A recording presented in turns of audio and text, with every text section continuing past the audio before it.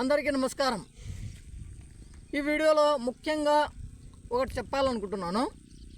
చూడండి, బాగా గమనించండి. ఉన్నది ఉన్నట్టుగానే చెప్తాను, అబద్ధాలు చెప్పాను.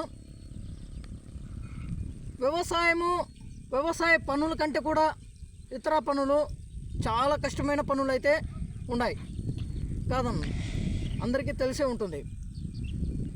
వ్యవసాయంలో ఎప్పుడైతే మేము పెట్టిన పెట్టుబడులు రాబట్టాలంటేనే అది చాలా కష్టం. ముఖ్యంగా వ్యవసాయము ప్రకృతి మీద ఆధారపడి ఉంటుంది, మన చేతుల్లో కాదు. మనం చేయాల్సినవన్నీ చేస్తాం. ఎన్నో అడ్డంకులను తొలగించుకుంటూ మనము వెళ్ళాలి, చూసుకుంటూ వెళ్ళాలి. ఒకసారి బాగా గమనించండి. మీరే ఇక్కడే 2 రకాలుగా చూపిస్తాను. ఇప్పుడు నార్మడి ఓకేనా, నిన్న సల్లేశాం. ఇక్కడ చూడండి, బాగా నార్మడికి చూడండి సల్లేశాం. తెల్లవారుజామున వచ్చి నీళ్ళు కూడా తీసేసాం. సరే, నీళ్ళు తీసేసి ఇక పొంగలైతే సతాయిస్తూ ఉన్నాయి. రావడము, కూర్చోవడము, తొక్కేయడము, ఇవన్నీ కూడా ఉన్నాయి. ఇక దానికోసమే చూస్తూ ఉన్నాను, కాపలాగా అయితే ఉన్నాను. ఇంకా పట్టలు, ఇంకా కట్టలు, ఇవన్నీ కూడా కడ్డీ, ఇవన్నీ కూడా రెడీగా అయితే చేసి పెట్టాను. అది కూడా తెచ్చి ఇంకా పశువుల కోసము, ఇది అడవి పందులు రాకుండా ఉండదానికోసము, దానికోసం అయితే చేసి పెట్టాను. ఇంకా పట్టలు ఇవన్నీ కూడా తీసి పెట్టాను. అది కూడా రేపైతే కట్టేస్తాను. దాని గురించి కూడా ఒక వీడియోలో అయితే చూపించాను. నేను పెట్టిన పెట్టుబడులు రాబట్టాలంటేనే చాలా కష్టమని చెప్తున్నాను కదా, దాని గురించి చెప్తున్నాను. ఇప్పుడు చూసుకోండి, విత్తనాలు కూడా చల్లేసాం కదా, మొలకలు వస్తాయా రావా ఇవి కూడా టెన్షన్. ఇప్పుడే ఓకేనా, నీళ్ళు తీసేసాము. ఓకేనా, రేపు మన్నాడు వర్షాలు ఉంటాయనేసి చెప్తున్నారు. ఇంకా ఆ వర్షాలు ఎలా పడుతున్నాయో, ఎలా ఎక్కువగా పడతాయో తక్కువ పడతాయో చెప్పలేము. ఎక్కువగా పడితే ఇంకా చూసుకోండి, ఈ విత్తనాలు, ధాన్యము కింద పైన ఇవన్నీ ఇంకా బయటికి రావడము, ఇవన్నీ కూడా ఉంటాయి. అది కూడా పక్కన పెడదాం. ఇంకో విషయం, ఈ వరి పంట ఇక్కడ నుండి వరి కోతలు అయితే జరిగిపోయాయి. చూడండి, మొత్తము వరి కోతలు జరిగిపోయాయి. చాలా కష్టపడ్డాము, పండించాము. ఓకేనా, వరి కోత సమయంలో వర్షాలు ఎలా పడ్డాయో అందరికీ తెలిసి ఉంటుంది. ఒక రకంగా చూసుకుంటే లాభమే, ఇంకో రకంగా చూసుకుంటే నష్టమే. ఇప్పుడు ఇందులో పెట్టిన పెట్టుబడులే వచ్చాయి, వరి కోత సమయంలో పోసేసింటాయి. ఇంకా ధర విషయానికి వస్తే చాలా తక్కువ ధర. ఇంత తక్కువ ధరలో ఎప్పుడు కూడా అమ్మలు ఉంటారు రైతులు, నాకు తెలిసి. మేము కూడా చూడండి, అదొకటి. పెట్టిన పెట్టుబడులు రాబట్టాలంటేనే చాలా కష్టమని చెప్పాను. కేవలం పెట్టిన పెట్టుబడులే వచ్చాయి. భలే సతాయించాయి వర్షాలు అయితే. నీళ్ళు తీసుకోవడము, మళ్ళా ఎన్నో రకాల ఇంకా టెన్షను, వరి పడిపోవడము, కాస్త పడిపోతూ వస్తుంటే దాని మీద పడిపోతూ వస్తుంటుంది. ఇవన్నీ కూడా చూసాం. ఇప్పుడు ఇక్కడ కూడా బాగా గమనించండి, అక్కడ కూడా బాగా గమనించండి. వరి అయితే 3 ఎకరాలు వరి అయితే ఉంది. అది కూడా నీళ్ళు ఆపేసి 4-5 రోజులు అయితే అయ్యింది. ఇక 2 రోజులు ఉంటే ఇక మొత్తం బాగా దిగబడకుండా వరి కోత అయితే చేసుకోవచ్చు. కానీ 4-5 రోజులైనా పట్టాలి. అక్కడ అంటే పచ్చి గింజ అయితే ఉంది, అలాంటి గింజలు మొత్తము ఎండిపోయి ఇక 5 రోజులు ఈ విధంగా వర్షాలు అయితే ఉన్నాయని చెప్తున్నారు. చూడండి, బాగా చూసుకోండి. నేను చెప్పాను, ప్రకృతి మీద ఆధారపడి బతికేది వ్యవసాయము అని చెప్పాను.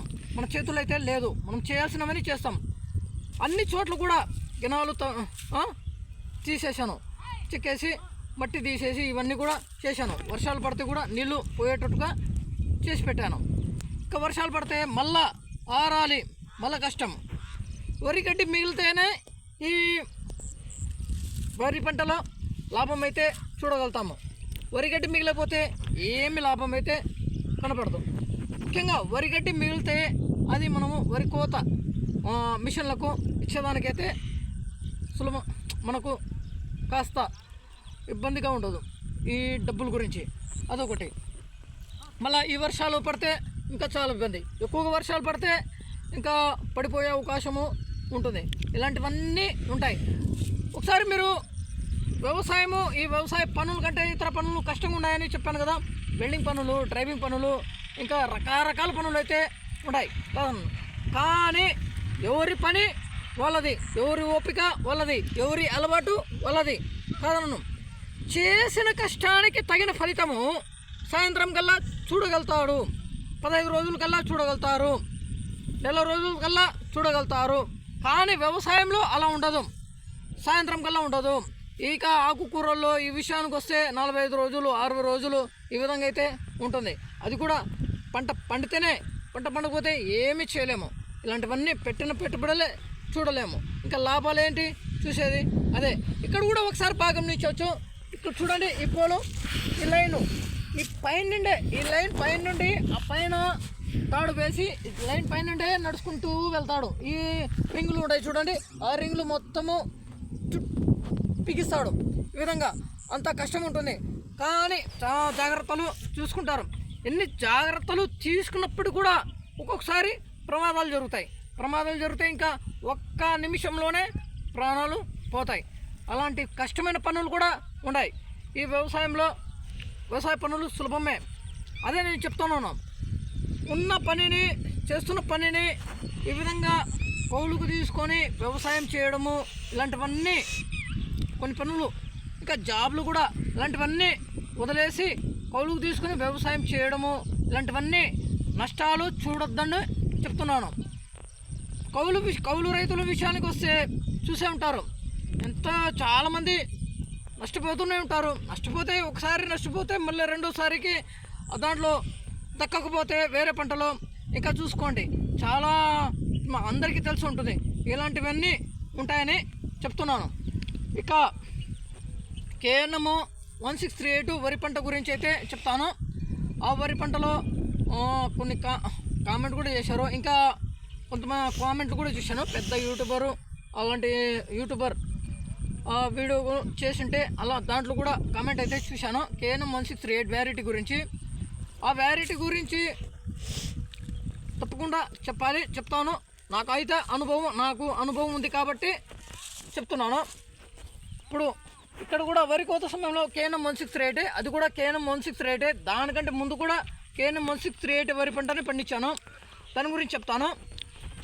అదే ఆ వ్యారైటీ చెప్తాను. దానికి ఇంకా జీలకర్ర మసూర బీపీటీకి దానికి తేడా ఏంటో చెప్తాను. జీలకర్ర మసూర బీపీటీ ఆ వరి పంటను వదిలేసి, ఆ వ్యారైటీ వదిలేసి ఈ KNM 1638 అయితే వ్యారైటీకి అయితే పండించడం కోసము ఇష్టపడుతున్నాము. ఇంకా మేమే కాదు, చాలామంది రైతులు. దాని గురించి చెప్తాను, అది కూడా బాగా ఆలోచించండి. ఇప్పుడు దీని గురించి అయితే చెప్పాను. ఓకేనా? కౌలు తీసుకొని ఈ విధంగా యువత రావద్దండి అని చెప్తున్నాను. అసలు తట్టుకోలేడు, ఉండలేడు, చేయలేడు. ఇంకా యువతకు సాయంత్రం కల్లా చూడగలగాలి. ఇలాంటివన్నీ ఇందులో వస్తే ఇవన్నీ చూడలేము. ఓకేనా?